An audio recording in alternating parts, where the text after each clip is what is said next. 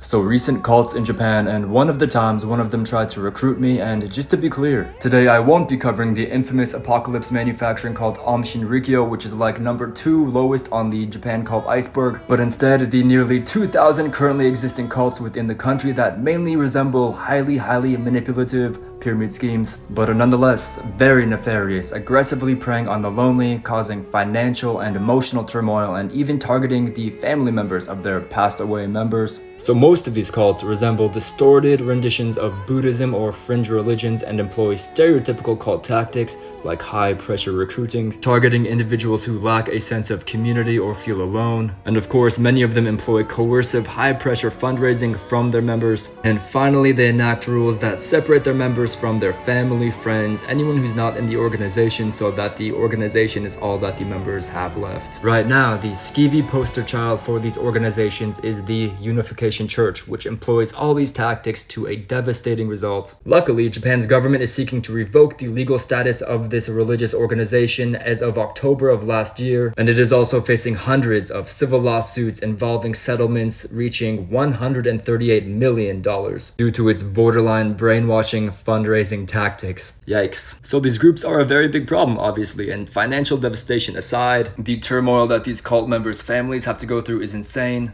To the absolutely horrendous point of, if a cult member is laid to rest in the expensive cult-owned cemetery, their family members may actually have to pay money if they want to visit the graves. Some of these stories get even more twisted, but for now I'll share how people get indoctrinated into these cults and one of the times that one of these groups approached me. So I was coming home from work in Tokyo, and there were several women outside of the station approaching people to hand out flyers, and one of them came up to talk to me. And I usually always say just, sorry, I'm busy, sumimasen, ima izukashi jikan ga arimasen. But the woman followed me and said, oh wow, you speak Japanese so well, you must be so lonely so far away from your family, huh? You should come to our free resort retreat soon, you can make friends that feel like family. I was like, oh dang, this is a cult or a pyramid scheme, but I let her go on because I was curious, honestly. She pointed to this photo on the flyer and said, this is our leader, he's more powerful than God. Do you know God?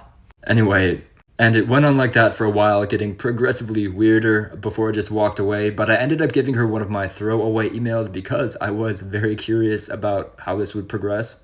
And for like a month, I got strange, weird emails from this group trying to get me to come to their things that I might get into at a later time. But the point is, if I was actually very lonely in the country, I might have been like, hey, a free resort at a hot spring to make friends, that sounds cool.